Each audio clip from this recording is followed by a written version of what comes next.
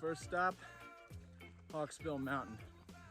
Me and my dog Roan here are making our ascent to the top, and that's where we're going to hopefully find some Plethodon Shenandoah or the Shenandoah salamander. And we'll go into a little more detail about them once we actually get one. You have to go very high to actually find this species because they only live on this mountain, another mountain called Little Stony Man, and another called the Pinnacles. Now they're only found 3,500 feet or above, so you have to go pretty high, and this ain't no easy hike. But we'll get back to you once we hopefully get some salamanders. Now here we have our first goal species of the trip. This is the rarest vertebrate animal in North America.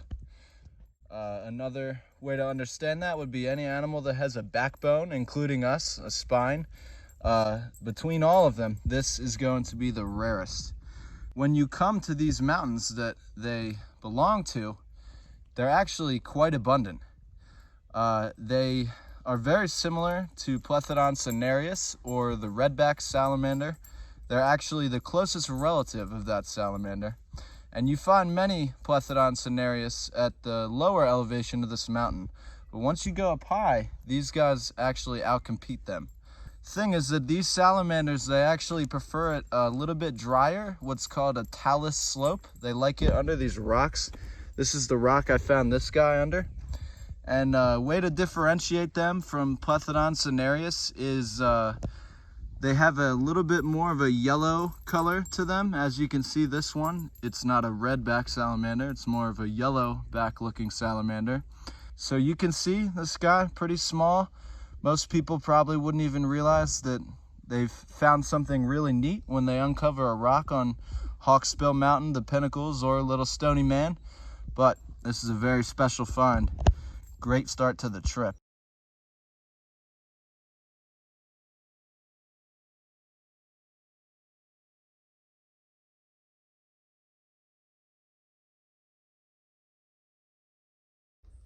So just so y'all can see, this is my dog Roan, and I stopped us here so that we could take a look at what's called a Christmas fern. I'm definitely more into salamanders than any other kind of organism out there, but I'm a big lover of ferns and other plants as well. So that's what we have right here, and the reason for the name is because it's actually an evergreen fern. The leaves will wilt in the winter, however they won't lose their green color, which is pretty interesting for a broadleaf plant such as a fern. So y'all can see how this looks. It's got a very signature shaped leaf. Zoom up on there for you. And the spores are only going to be found at the end of the frond here, is what it's called. and that's what they're gonna look like. And that's how ferns reproduce, if y'all didn't know. So I've successfully located a Plethodon cinereus, or like we said, the redback salamander for y'all. You can see that the main difference here is gonna be that red stripe on the back instead of that yellowish orange color that we found on the Shenandoah salamander. And this one as well is going to have a little bit wider of a stripe than the Shenandoah salamander. So these guys are actually the most common vertebrate animal in North America, unlike their closest relative, which is, like we said, the least common vertebrate animal in North America. So just a fun little fact there. These guys are obviously, like we just said, very common. You can find them under logs and rocks in pretty much any forest in the eastern United States and up into Canada. So we'll just let this guy go back under his log, back to his home. So finding the Shenandoah salamander, or Plethodon Shenandoah, was definitely a great start to the trip. Me and Roan are just finishing up our ride here on Skyline Drive, and we're heading south to Swift Run Gap, and then we're gonna take 33 west out to Harrisonburg, Virginia, which just so happens to be where I went to school at James Madison University to get my biology degree. And we're gonna meet up with my buddy Jake that I met when I was at college.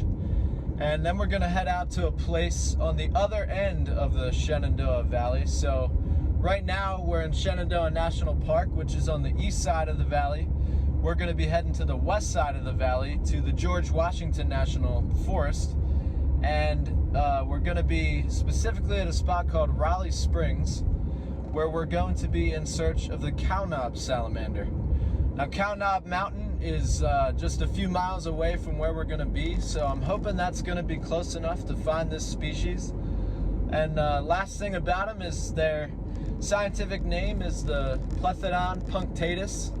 If you can kind of pick up by this point, there's a bit of a trend here. We're looking for mostly Plethodon salamanders.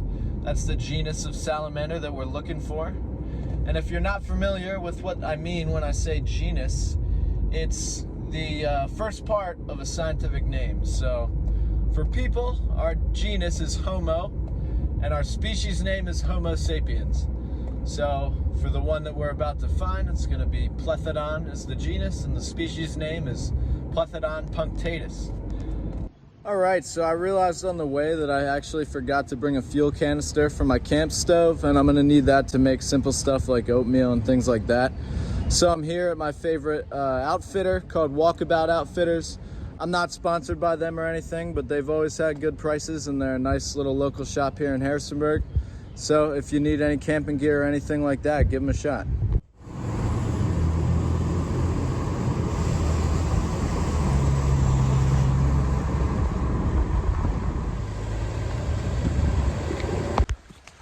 All right, so we've arrived at Raleigh Springs, and we're making our 4.5 mile hike up to the mountain where we're gonna hopefully find our cow-knob salamander, or Plethodon punctatus.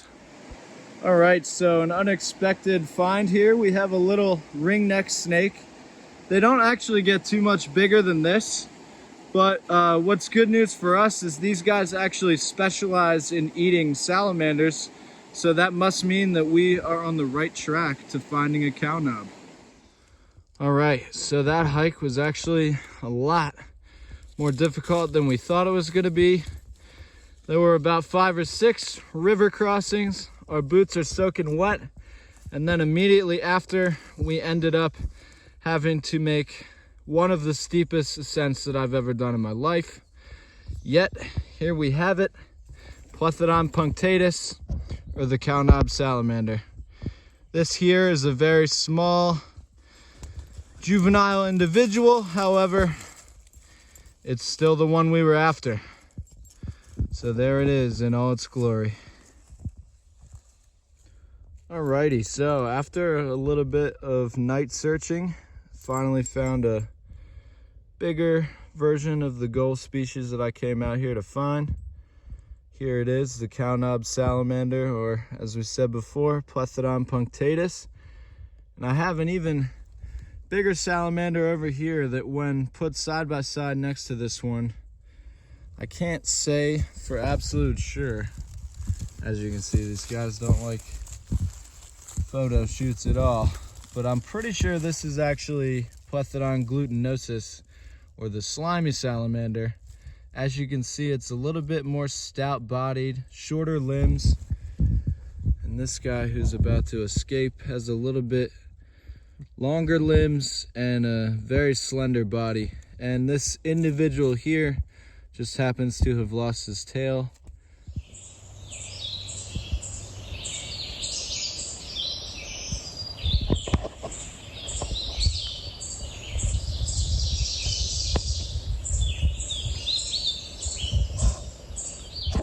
All right, so we're making our descent down the Raleigh Springs Trail. As y'all saw, we got our goal species last night, and today the new targets are going to be the Big Levels salamander and also the Peaks of Otter salamander. All right, so here is stream crossing number 1 of, well, we lost count. We just gave up on trying to keep our boots dry. It's not happening. Y'all might wonder how I get Roan across these. Rony, come here, Bubba. He doesn't like the water too much. So what we do, come here, is we sling him up like a suitcase.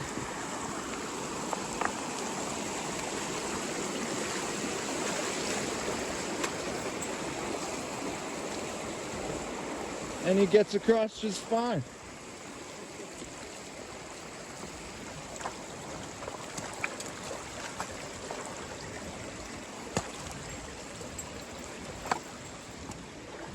And bam, we're across. So me and Roan are flying solo again. We're heading south on 340 and we're gonna end at Sharando Lake, where we're hopefully going to find the Big Levels salamander, or otherwise known as Plethodon Sharando. As the name suggests, it's found near something called Sharando, as many of these specific locality salamanders are. And after that, we're gonna head 2 hours south again, and we're gonna end up on the Blue Ridge Parkway at the Peaks of Otter, where we hope to find the Peaks of Otter salamander. So I'll meet up with y'all again once we end up at Sharando Lake, and hopefully I'll have some cool salamanders to show you as well.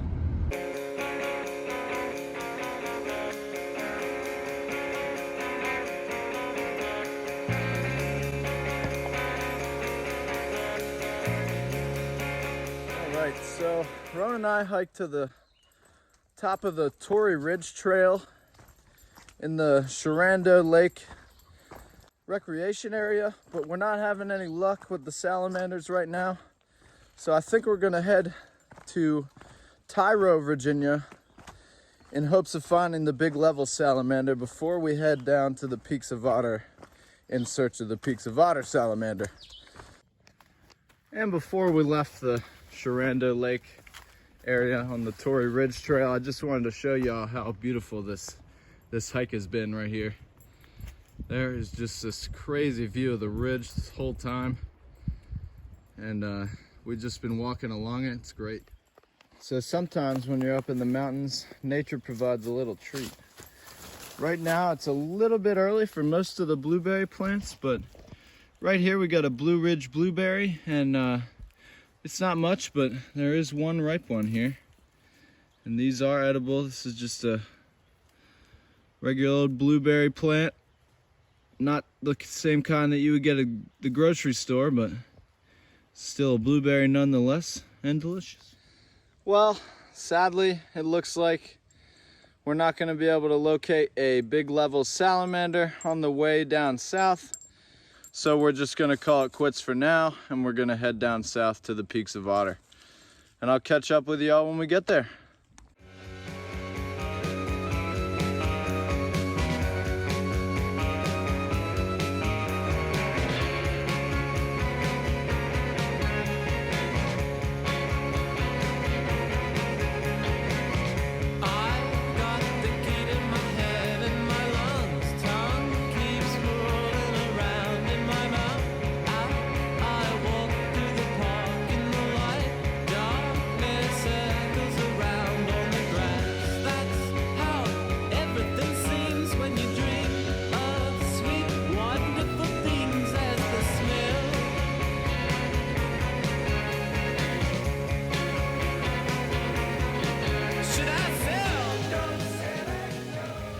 back.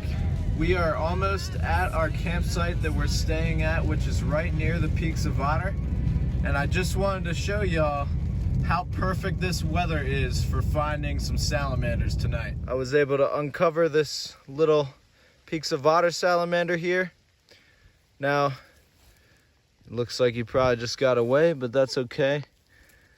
There are plenty of them where we're at. Oh, there he is. I'll grab him so that we can film him just a little bit. Now, these are fast little guys. So, these salamanders are characterized by this gray slate pattern that they have on their back, as you can see. I mean, this one's pretty small. You can see the ants are a lot bigger than him or her. And they are just a really pretty neat little salamander. They exist only here at the Peaks of Otter and the surrounding areas on the Blue Ridge Parkway. Just gonna try to uncover him for y'all so you can get a good glimpse of what they look like. While Ron and I are out here still searching for the Peaks of Otter salamanders, it seems that I have uncovered a Blue Ridge two-line salamander, which was one of my side goals for the trip. It wasn't one of my main targets, but I had hoped to see one, and here we are with this guy. All right, so I've located a little bit better of a specimen. It has more of the signature flecking on the back of the dorsal there, as you can see, and it's got that slate gray color. This is, without a doubt, Plethodon hubrichti, or the Peaks of Otter salamander. And this is just a gorgeous individual. Alrighty, so I've realized that the Peaks of Otter salamander is definitely as abundant, if not more so, than the Shenandoah salamander is on Hawksbill Mountain here at the Peaks of Otter. Here's another one. Just every single log that I flip, there's another Peaks of Otter salamander hiding below. One thing that I've noticed with this species is they're very quick and they don't stick around at all. As you can see, this one's already finding a new place to hide. So I figured now would be a pretty good time to go over my gear setup for you guys, just in case any of y'all were curious what I do when I go backpacking or just any type of camping really. I pretty much always use the same setup if it's me and Roan. So here we go. Here's what the whole setup looks like. It's pretty simple. I have the Eno setup going on. I got a single nest hammock underneath, as y'all can see right now. I got the Eno Rainfly, and this thing works really well, keeps me completely dry.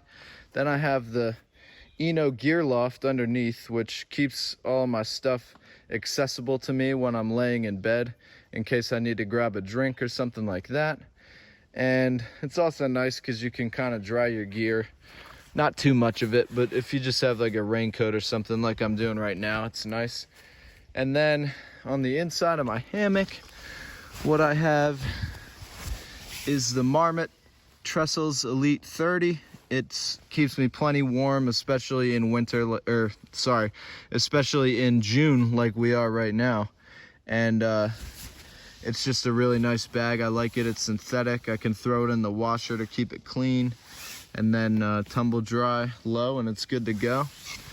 I bring a camp pillow with me. This one's memory foam. It hardly weighs anything, but a lot of people still give me crap for it for some reason, saying that you don't need to bring that extra weight with you out on the trail. I say I'd rather be comfortable, and I don't mind the extra few ounces that weighs.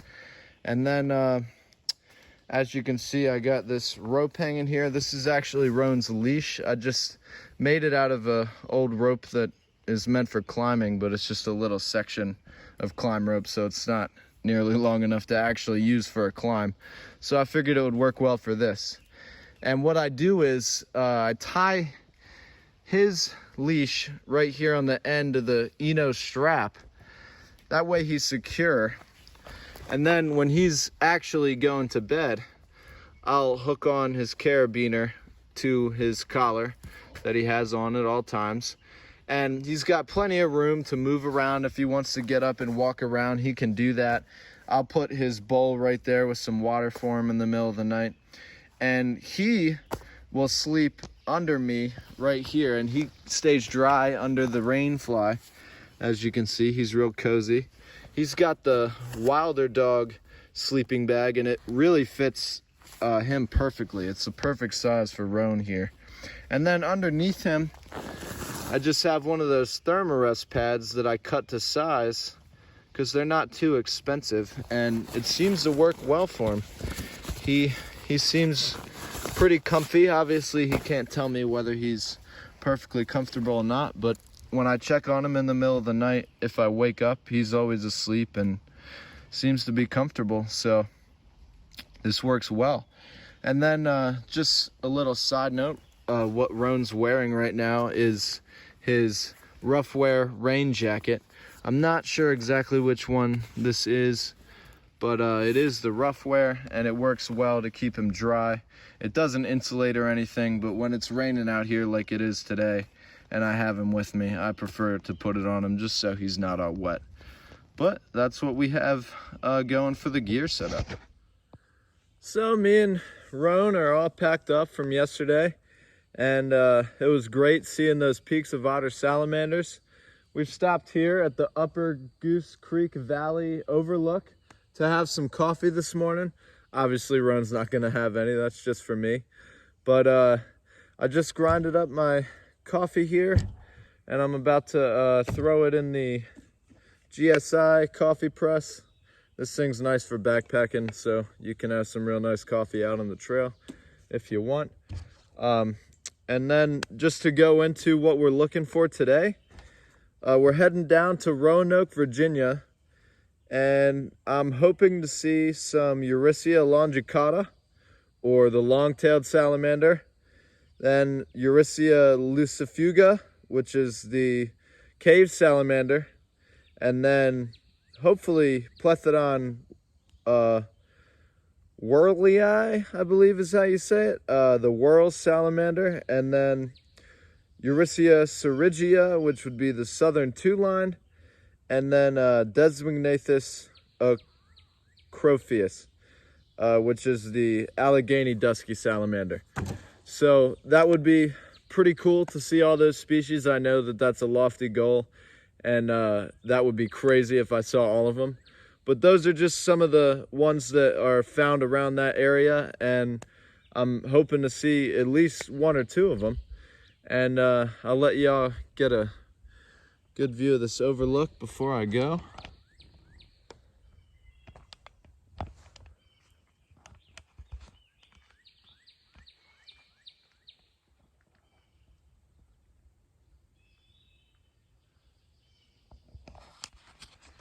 And then I'll meet up with y'all once we're in Roanoke and we decide where we want to go searching for salamanders again.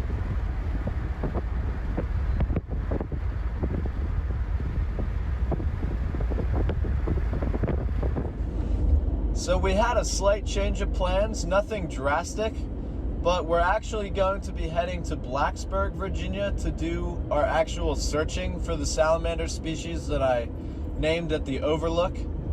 Now, the reason for this is because I checked the iNaturalist app, and it looks like we'll have a lot better chance if we search in the forest around there instead of at Roanoke. Now, we're still going to camp near Roanoke tonight, so we're going to do like a 45-minute, 30-minute backtrack, but the actual searching will be done at Blacksburg, Virginia, like I said. So I'll meet up with y'all once we get there. So supposedly on this trail, people have seen Eurysia lucifuga, or the cave salamander, before.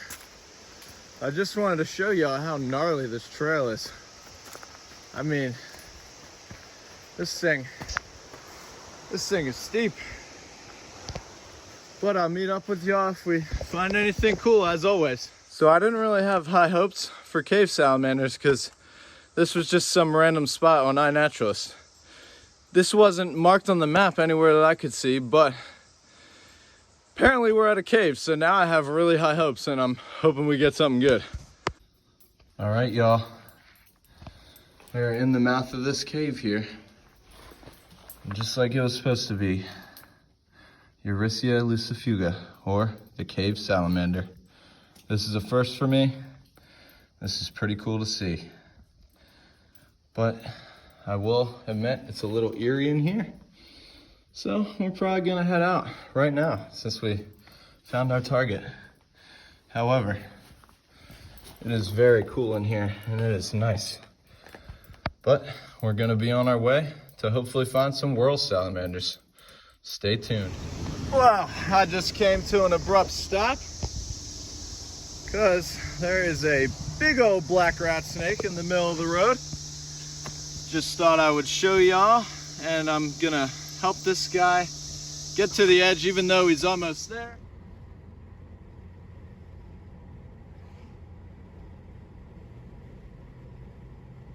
We're at the spot looking for the Plethodon wheeleri. I always forget how to say it, but haven't found any of those yet. But we have found a species of fern that I was actually trying to see on this trip as well, that I've never found before. Now, it's this one right here. It doesn't really look like a fern, but it is in fact a type of fern, and it's called walking fern. Now, the reason for that is because, see how long the leaf is? Right here at the end, or the frond rather, the end of this frond will attach itself down here somewhere, and then after that it will start a new plant at the end of it. So it's just a very neat growing style, and they're all over the side of this rock here. So it's very neat to see. Just wanted to show y'all a little bit of cool plant stuff as well. Well, I thought I would give y'all another fern ID since we are having a pretty good day for ferns apparently. Still no sight of a World's salamander, but this here is called an ebony spleenwort. Now this one exclusively pretty much grows on rocks too, just like the walking fern that we saw before. And it's characterized by a very similar shaped leaf to that Christmas fern that we saw before. It's just a lot smaller. And it has a very dark, what's called the rachis, or basically you can just call it the stem, that all these little leaves, or the proper term for them is pinnae, come off of. So Ron and I are making the ascent to Catawba Mountain Shelter on the AT, or Appalachian Trail if you're not familiar. We're gonna end up going to McAfee Knob in the morning. But I just wanted to show y'all one other fern that grows on rocks that I found today. And there's a lot of it. So all that and this stuff is called rock polypody. So look at the spores, and that's your rock polypody for you. All right, this is a first for me on the Appalachian Trail. We have the eastern box turtle here, just taking a quick step across. And even though this isn't a road, I'm still gonna help him get across, just so the next hiker that comes by doesn't accidentally take a step on him.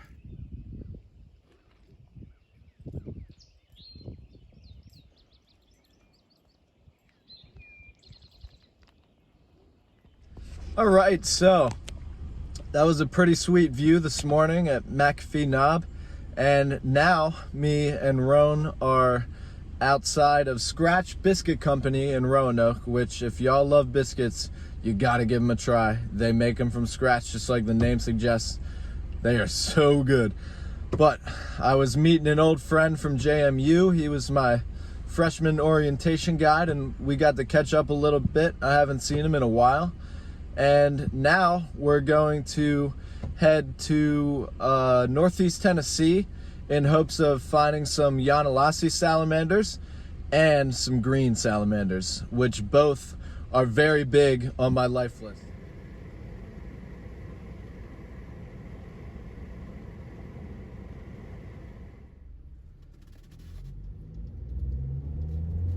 Still no Yanalasi salamander, but I have uncovered this Pretty nicely sized Plethodon glutinosus complex member. So it's some kind of slimy salamander. I'm not sure exactly which one, but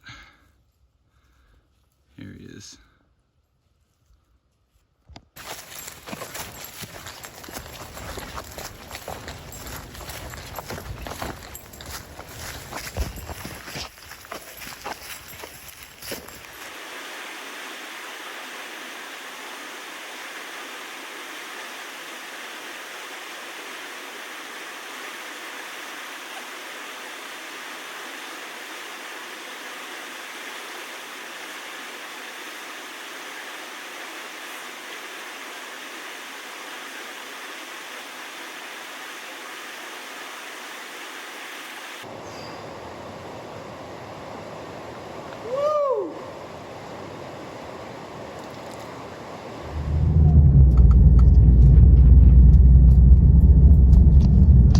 Well, we didn't really have too much luck with any crazy salamanders today, but we definitely started off the day with a great hike at McAfee Knob, and we got some great pictures, great views.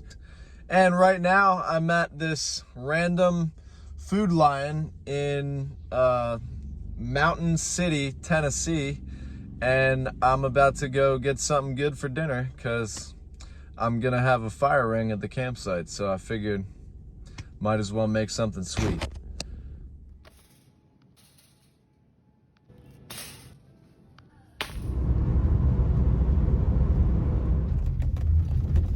So I ended up finding this campsite called R&D Campground in Northeast Tennessee, and the hospitality here is great. There's a wife and husband who run it, and they live on the property, and they set me up with some firewood, and it's got good price, and they got Wi-Fi. They got everything that you could need. I just wanted to give them a shout out because they were so friendly, and they deserve it. So we're gonna stay here tonight. Here is the final product of dinner.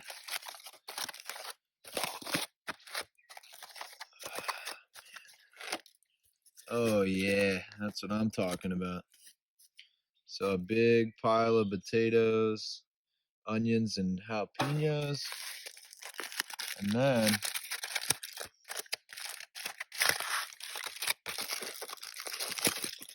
beautifully cooked steak here. So that's gonna make for quite the feast.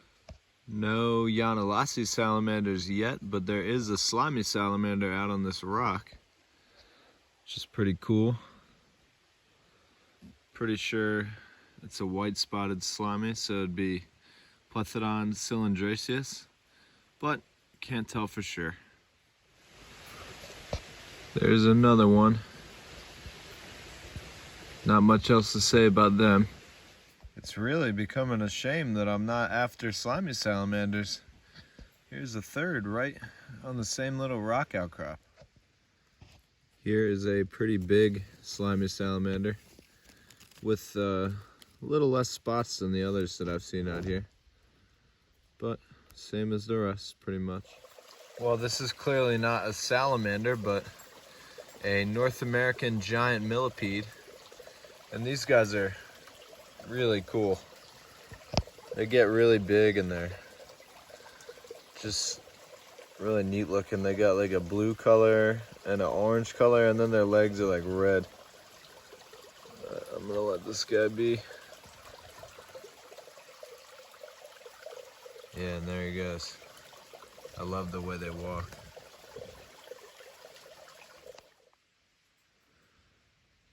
Another slimy.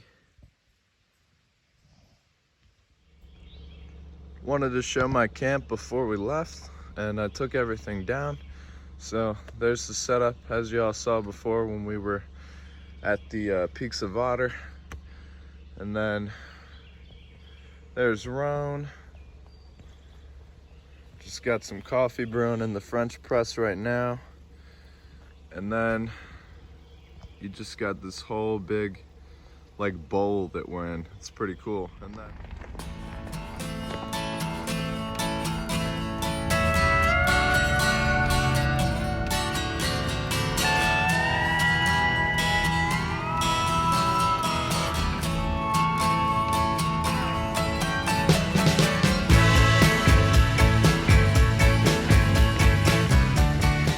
I decided to take a quick stop in Boone, North Carolina, because I've always wanted to check out this town, and it's proven to be pretty sweet. Got some random goodies here. Some stuff for some family and some stuff for me, new shirt. But they got a lot of cool camping stores here, a lot of good food it looks like, and I'm loving it. I'm sad that I gotta go on, but we gotta hit that Linville Gorge Wilderness. I'll hit y'all back up when I'm out on the road. I decided to stop and get some lunch at Boone Baglery, and I gotta say, this is probably the best breakfast sandwich I've ever had. Very good.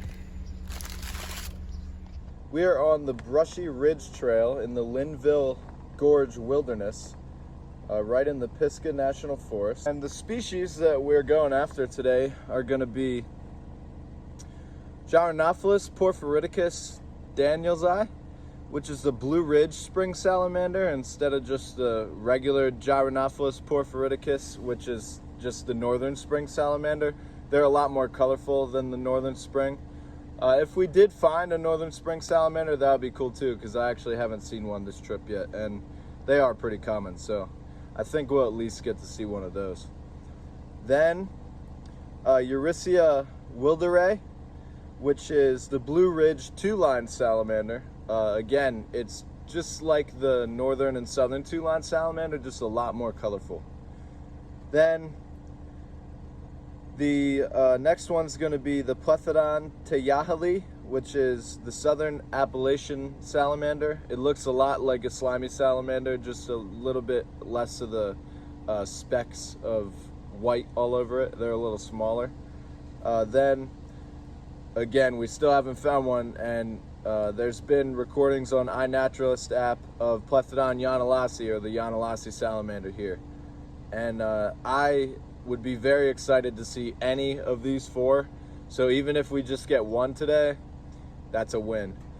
But again, even if we don't get any off this list, this is still just a beautiful trip, and it's gonna be a nice hike.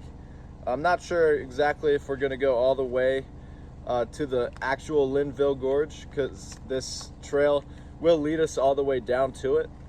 The only thing is that would mean our morning hike is gonna be a little tough. So I guess I'll meet up with y'all once we start looking for some salamanders. We stopped at this little creek, and as y'all see right there is the larvae of either a Gyronophilus or a Pseudotriton. And it would be Pseudotriton ruber, the northern red salamander, or one of the spring salamanders that we talked about. So this looks like a good spot to start looking.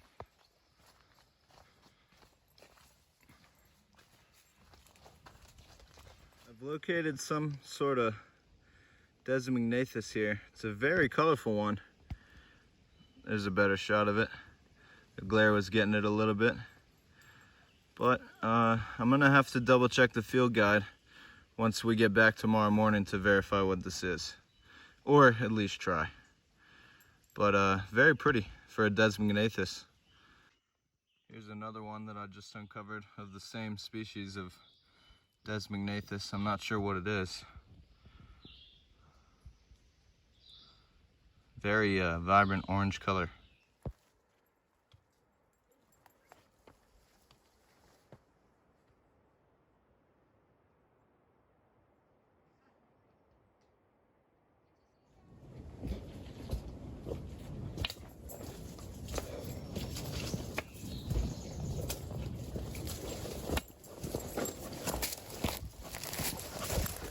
Ronnie, I think we're gonna throw up the bareback tonight. What do you say? Woo! That's a big one. So I have never seen this plant before, but it has some crazy looking flowers on it. Wow. The leaves are pretty cool too. They kind of look like a lily pad. There's some gnarly shelf fungus. Never seen anything like that before.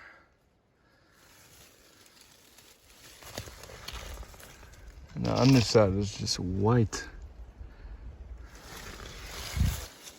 All right, y'all. There is a copperhead that is making its way under this rock. And actually, looks like it's two copperheads. And I'm not gonna mess with them or do anything that would try to scare them other than I already have by stepping out on this rock. But it just goes to show you that they're not coming after me or trying to attack me right now. They just want to get away just because I walk near them. So they look at us as a predator. They only bite when they're really scared and feel cornered, and when they feel the need to bite as their last resort. Their first resort in defense is to just get away. And if you let them, they will.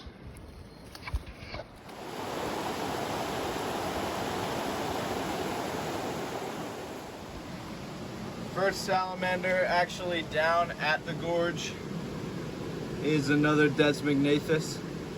This one's definitely a different species from the last one we saw, and it's a lot bigger. I'm thinking this is the northern dusky or Desmognathus fuscus, but I'm not sure completely. So I'm gonna check back at the car once we get back to our field guide. But even then, I probably still won't be able to tell you what it is for sure. Roan is having a little chill time at the camp. Say hi, Bubba. You're a good boy.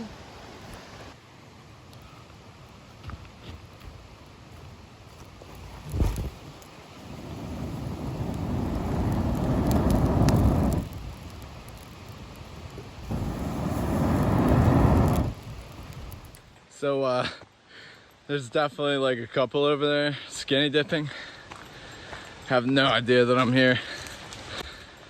And I don't want to embarrass them, so I'm just gonna stay at my camp for a little while.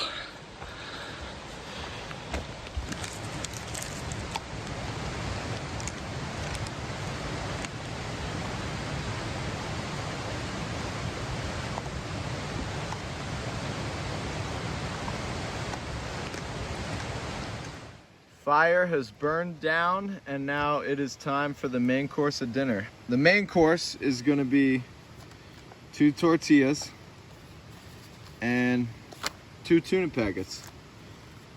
What I'd like to do on the trail is I'll grab a Y stick, and what I mean by that is just a stick with a Y in the end, if you couldn't figure that out by what I said. And I'll just throw one of these tortillas on the end of the Y, like so. So we have our toasted tortilla here. It's not perfect, but it's gonna be good. And I'll start out with the Thai chili one. And what I like about the Bumblebee spicy Thai chili, it always has like a little chili pepper in it. I'm not sure what type of pepper it is, but it's some kind of like tiny sweet pepper. It's so good. And if y'all are already hikers, you know any food out here is gonna taste better than like whatever you would get at home or at the store, because you're so tired from hiking. But this really is good. Like, I would eat this at home. I have. Then you just open that up, you got your spoon, and then I just put it in the middle of this tortilla. It honestly seems a little silly to me to even be filming this because of how simple it is, but it's pretty good. And it's always nice to add a little cooking in the video, I guess. So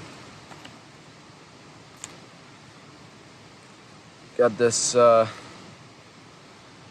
can see it's crunchy because it won't fold. Like, you gotta, like, yeah, you can hear that.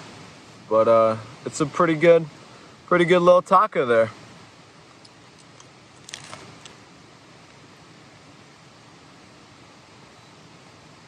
Bon appetit, baby.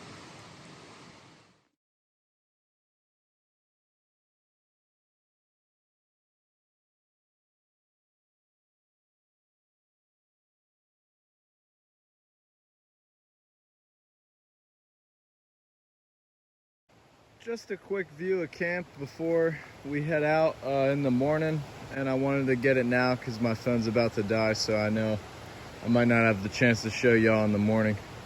Got the fire going, a little extra wood, and then over here is the hammock setup as y'all have seen it before, but it's just really neat how it's like nestled in.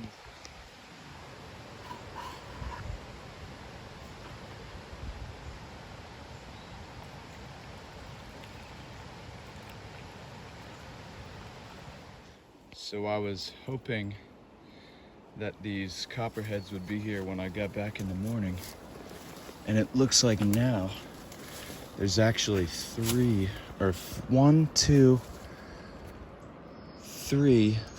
of them.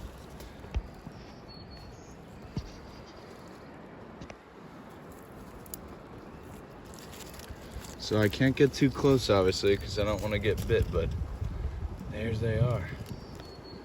It's crazy. And just so y'all know, these have been on my list to find forever. Everyone you speak to says they've seen a copperhead. I've never seen one before, and here are four. Just basking in the sun on this ledge. I mean, this is like super far out here, but awesome stuff. Here is yet another species of Desmognathus on this trail. So apparently, if you want to find some different species of Desmognathus and have a horrible time trying to ID them, then come to the Brushy Ridge Trail in the Linville Gorge Wilderness. I'm gonna have to take another picture of this one and try to differentiate all of them at the car, but I know it's gonna be difficult.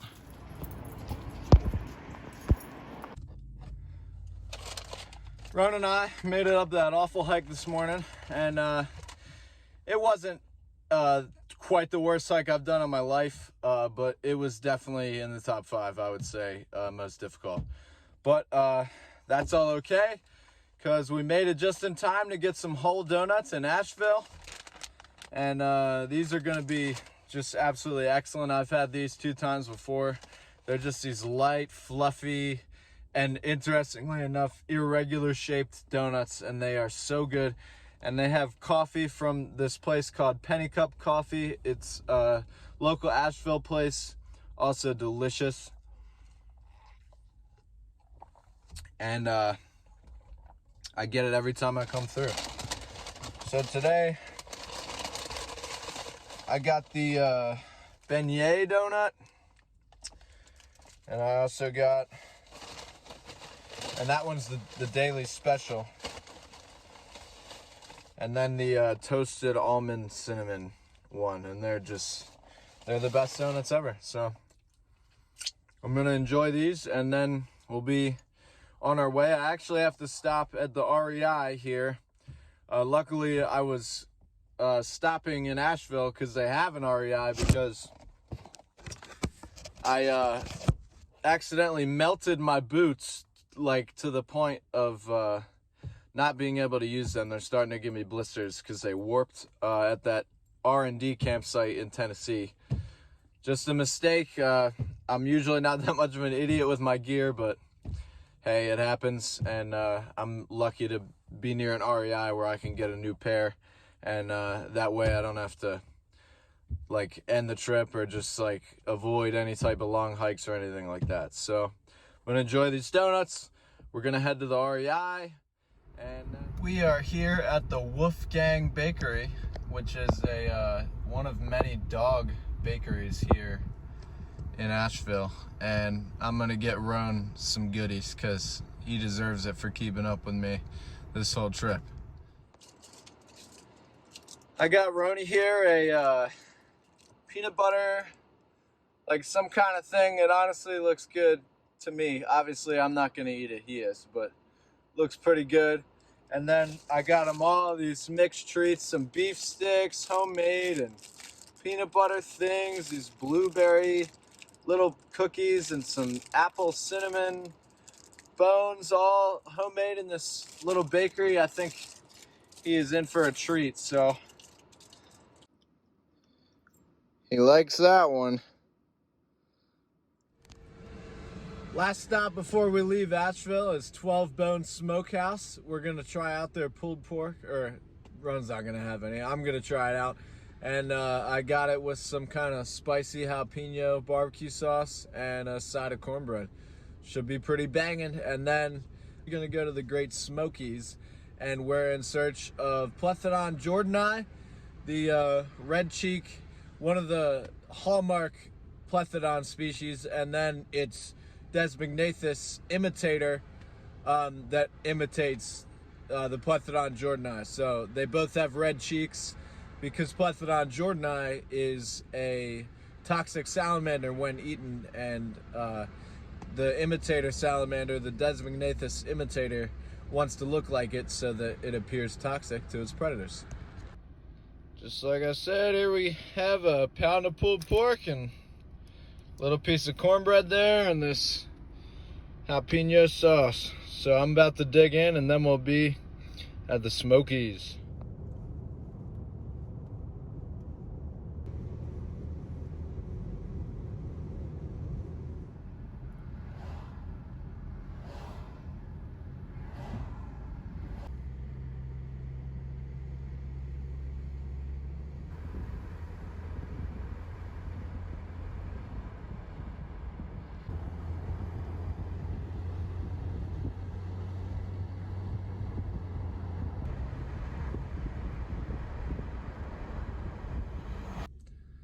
We are at the spot to hopefully find some Plethodon Jordani and some Desmognathus imitator. And if we get lucky, we may even see a pygmy salamander. It only took me about 4 log flips, and here we go with the first Plethodon Jordani. This is an awesome looking salamander, and I'm super excited to find one. This has been on my life list for a long time. So we're gonna keep searching for more, but we have our first goal. So looks like we got super lucky, and this is the pygmy salamander. I believe it's one of the smallest, if not the smallest, salamander in the US. There's that little guy right there. Neat stuff. I'm trying to get a good shot. There you go, so you can see his little face. And I'll get back to y'all on the scientific name of that once we get back to the car. Here is that Desmognathus imitator with the red cheeks, just like the Plethodon Jordani. And this imitates them again because that one is toxic and this one is not. Wow, a little jump on that guy. And this one wants to appear toxic, even though it is not, to give it some extra defense. Here is another Plethodon Jordani. This spot is proving out to be awesome. All right. Little Desmog. It's probably the imitator, but I've noticed that a lot of them actually don't have the red cheeks. And I read about that they're variable like that, as all Desmogs are. So there's a Desmog for you. Oh, look at that.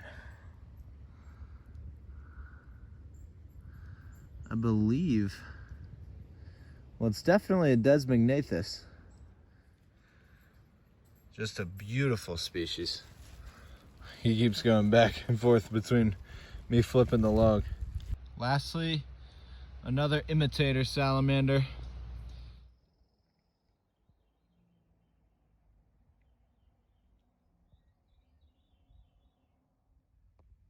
Ron and I had a much needed night in a motel room tonight in Maryville, Tennessee. And today it's off to Pigeon Mountain, Georgia to find the Pigeon Mountain salamander.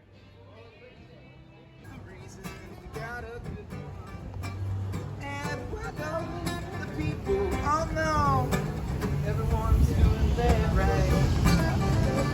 Everywhere I go, the people know everybody's doing it right. Take my line and go fishing for a Tuesday. made it down to Chattanooga, Tennessee, and I'm stopping here to get something to eat. I was fixing for some barbecue, but the place that I wanted to go wasn't open, but that's all right, because I found this place called the Maple Street Biscuit Company, and it looks like it's gonna be pretty insane. Well, I've picked up my food here, and this just looks delicious, as I thought it would be. Got a big old fried chicken and bacon biscuit here with a side of maple syrup. A lot of people, they don't like that sweet and savory stuff, but if it has any kind of maple in it, then I'm just gonna love it. So I'm excited to try this. And then I got some of their maple tap coffee, and I also grabbed a bag of it to take home, because I'm thinking it's probably gonna be pretty good. So I'm excited to have some of that for a little while once I'm back from this trip. And it is storming outside, so we are in the perfect weather to find some salamanders tonight, so I'm pretty excited about that. Whoo! I had to immediately make a video just to tell y'all how good that place was. Maple Street Biscuit Company. If you're in Chattanooga, give it a try. Holy cow, that was excellent, excellent, excellent.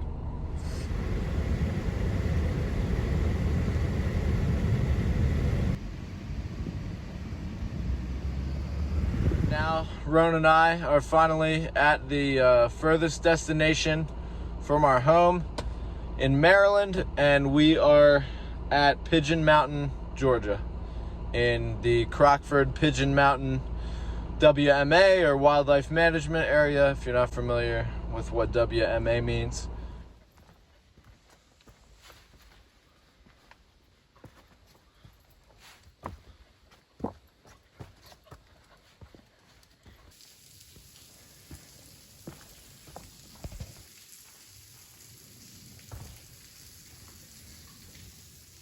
No Pigeon Mountain salamanders yet, but I found yet another desmog.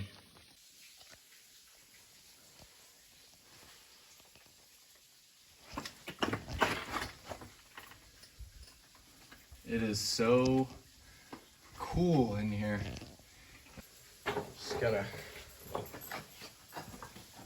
gonna head out of here. This wasn't a very extensive little cave there. It was just a little section in the side of this lost wall thing.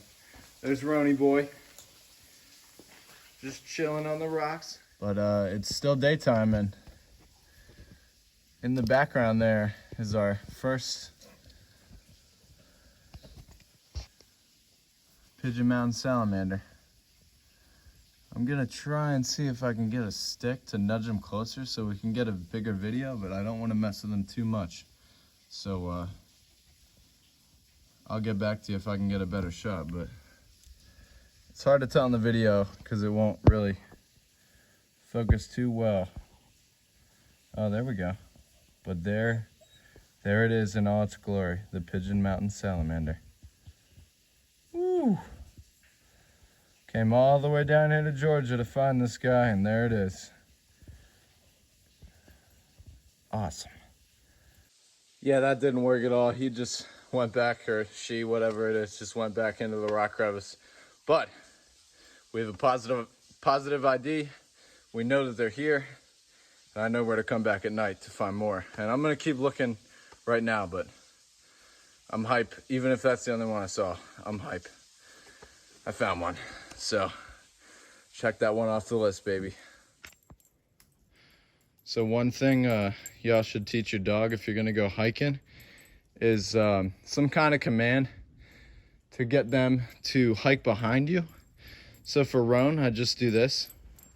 Roan, tail. And then he goes behind me. And then he'll hike behind me. Whoop. He'll hike behind me like that. My main worry for him is just like if there's a venomous snake on the trail, I don't want him to accidentally step on it, or I don't know what he would do about a venomous snake. So just to reduce that risk of him getting hurt, you also want to get very good at the sit command. Run. Sit. See, he's a good boy.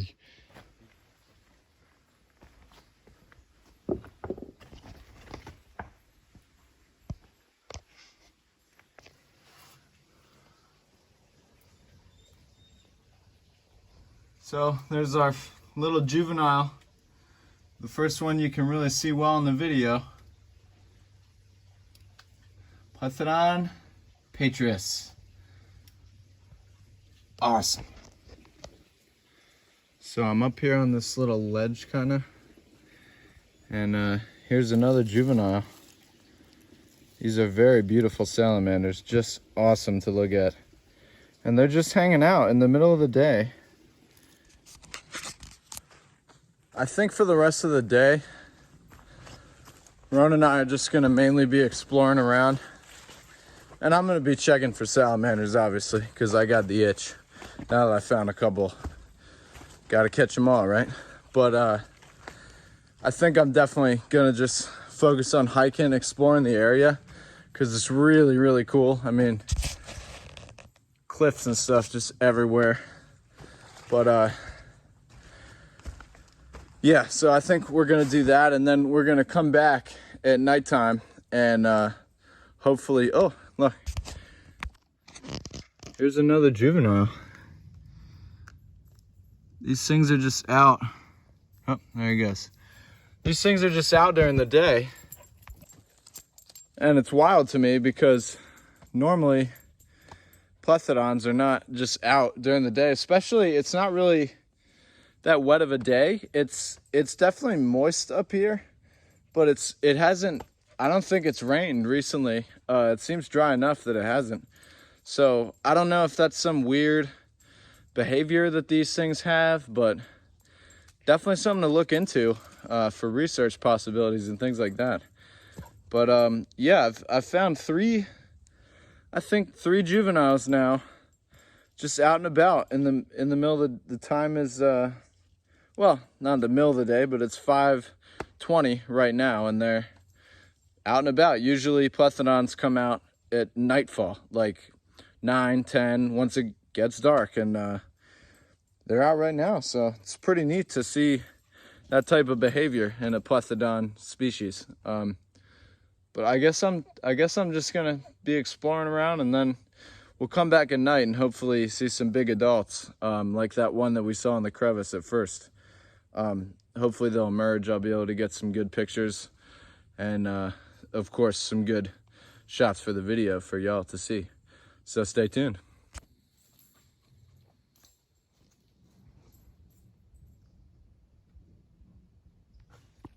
There's the head of another Patrius right there. Here is a pretty big individual. Just in this rock crevice here. Look at that. Just on the side of this little cliff. Plethodon Patrius. On my way down from seeing that Patrius, here is an example of a red eft of the eastern newt, or Notophthalmus viridescens. And these guys are just beautiful, and the reason is they're highly toxic when eaten by a predator. And this is the juvenile stage.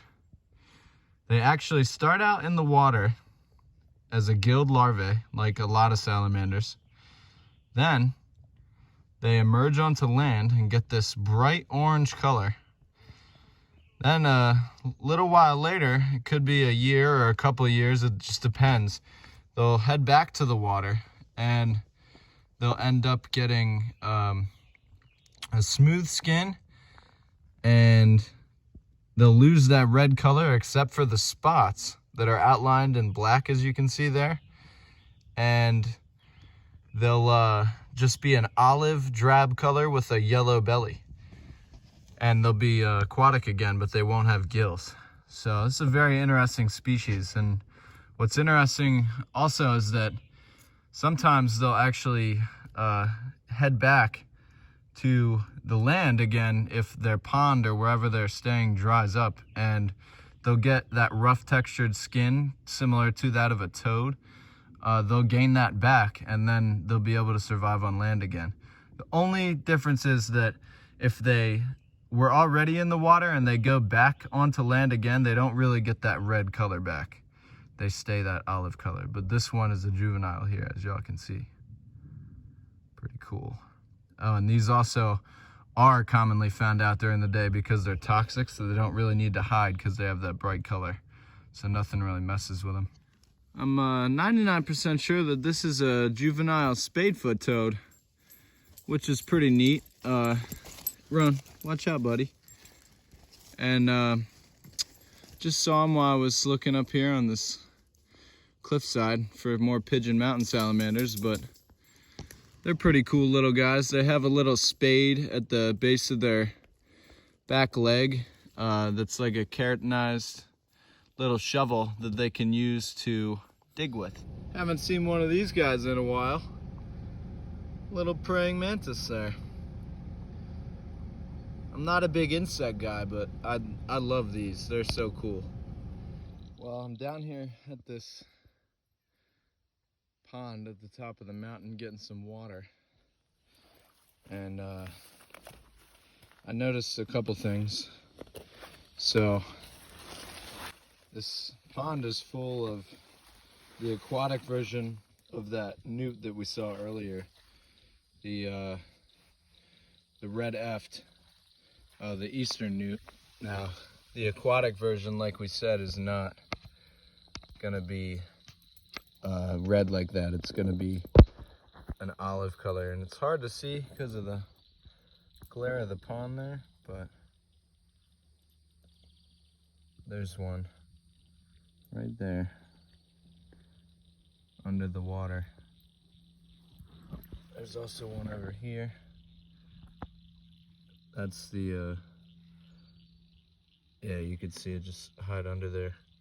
I'm gonna try and get one in my hand so that I can show y'all, but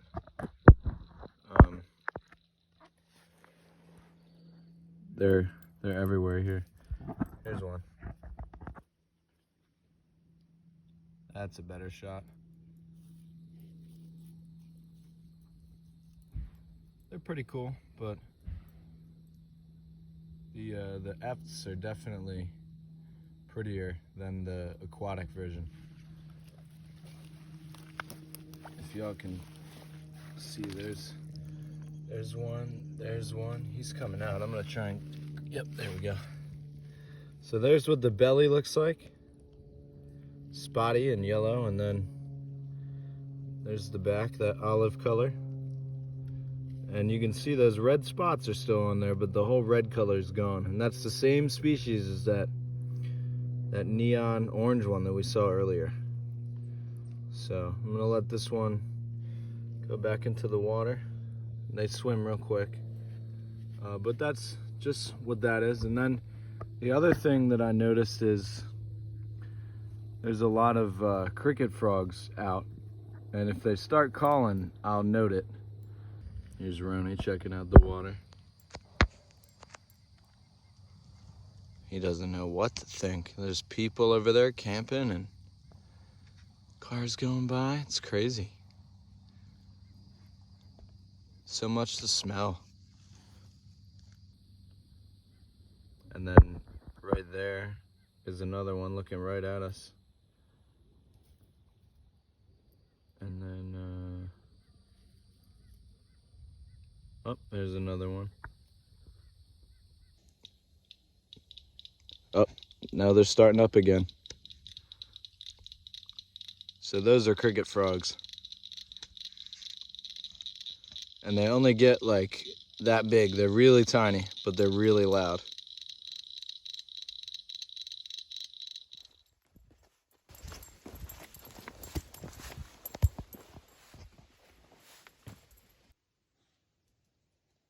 Holy crap. First herp of the night is not a Plethodon at all. It's actually this spadefoot toad. So that confirms that what I saw earlier was probably most definitely spadefoot, and I'm gonna pick this guy up and show you why they're called the spadefoot real quick. Oh, well, yeah, there you go. So you can see that little keratinized, that dark spot. That's why they're called the spadefoot. Oh, he just peed on me, of course. I'm gonna let him down. I don't want to stress him out too much, but that's why they're called the spadefoot. That is the spade on the foot that they're named after. Here is Plethodon patrius number 1. So I'm thinking it's gonna be a good night. These guys are probably gonna be out all over the place here. Here's another juvenile, just chilling on the rock.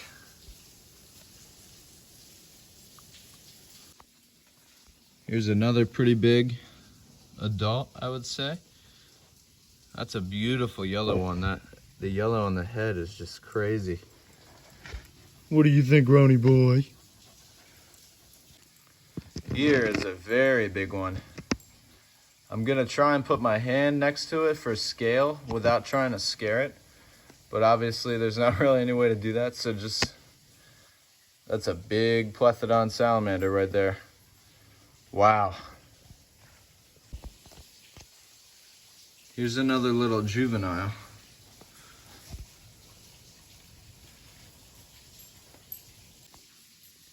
Here is a massive adult sticking its head outside of the rocks here. So this is that same crevice that I saw the first one in the video at, and I'm pretty sure this is the same individual that we saw the beginning of this location earlier in the day. So that's pretty cool that it's still hanging out up here. Here's another medium-sized one.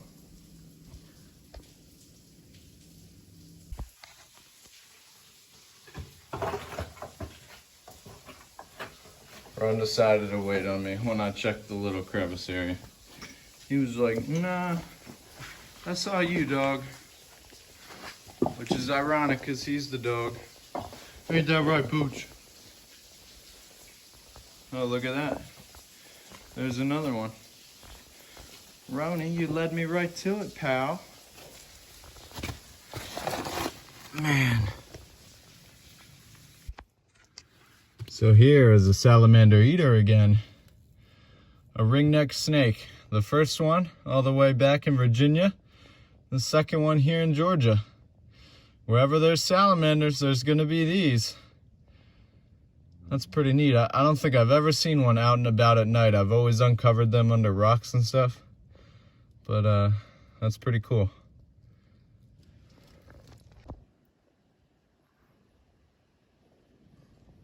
We're on our way back to the car. And there's another one. Try to get a better video. Oh.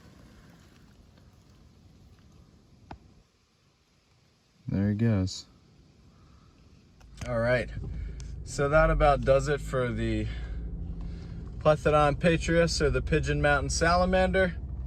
I'd say we had a great success. We saw a lot of individuals, and more to come in the future. Tomorrow, me and Roan are gonna head to Bays Mountain State Park in Northeast Tennessee, and we're going to be searching for Aeneades, or the green salamander.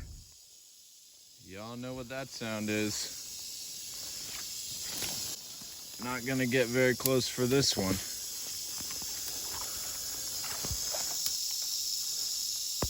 But I'll zoom. Woo! That is the timber rattler right there, or Crotalus horridus. Something must have made it nervous, but Roan came over here checking out what was going on, and I could hear that all the way over at my camp.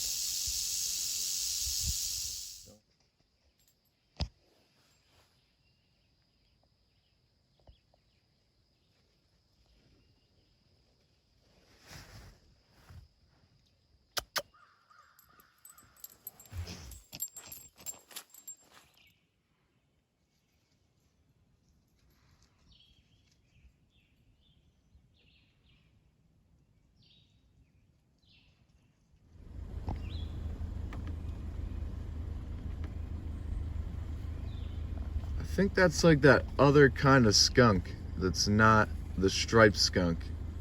I don't know very many mammals, but look at that guy. Neat.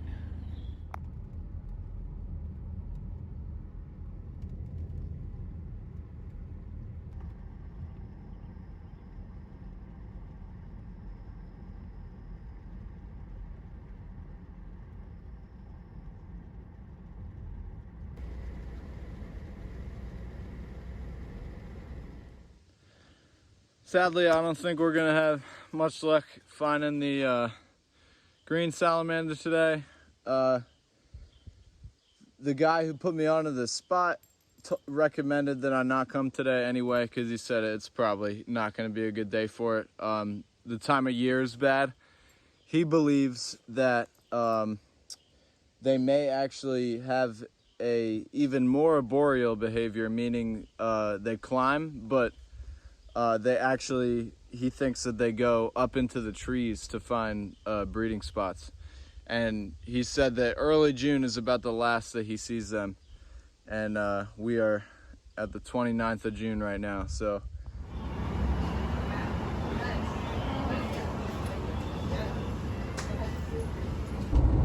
Alrighty, so that was really good lunch in Johnson City. We went to the White Duck Taco, and I got their pork belly taco, and they put this like pickled watermelon rind on it, which sounds weird, but it is so good. And then I got the Diablo shrimp taco, which is like a grilled shrimp taco with some spicy, really, really good sauce on it. And then just the steak and crema taco, which is like just like Mexican sour cream and steak on a taco. Just really good. Just what I needed to refresh me before this hike up Roan Mountain.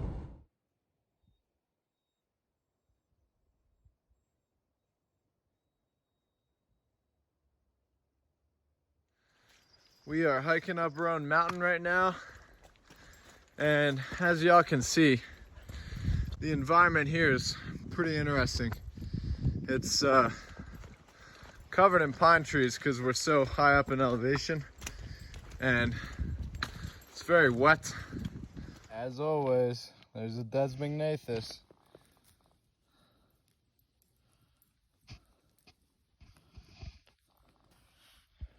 Not entirely sure what this one is. I'll have to check my field guide, but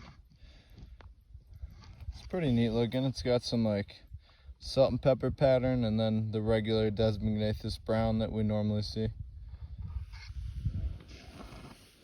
But I couldn't resist flipping a few logs. Here's a Plethodon. This is the southern gray cheek salamander, or Plethodon montanus. So that's pretty cool. They don't have really any color on them. They're just gray, but I flipped this guy under a log up here on Roan. Here's what camp looks like tonight. Same setup as always with the hammock, but I really like how it looks here with the environment up here. It's pretty cool. And I got like the perfect spot to put the hammock. Everywhere else I've been has been a little far apart, but right here it's just perfect. And I just think the spruce fir forest is really cool up here, and there's a lot of fog up here. It's pretty chilly. I'm glad that I brought my liner for my sleeping bag as well as my underquilt, because it's gonna be pretty chilly tonight, I think. Oh, first try, baby. Beautiful.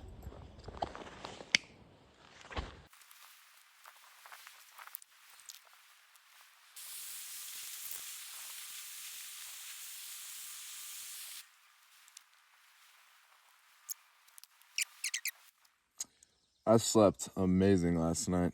It was raining and storming up here on Roan Mountain, and it was actually quite cold.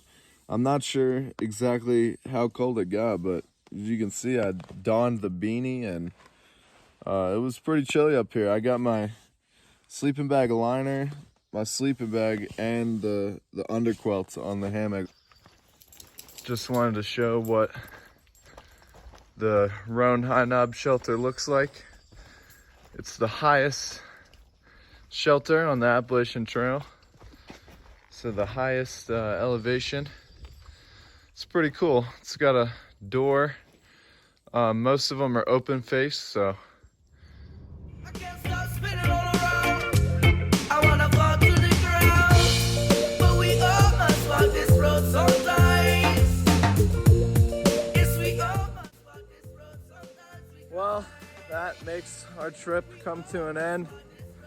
Roni and I are in Harrisonburg right now, and we're about to head back to Maryland to our home, and all I can say is that was one heck of a trip, for sure.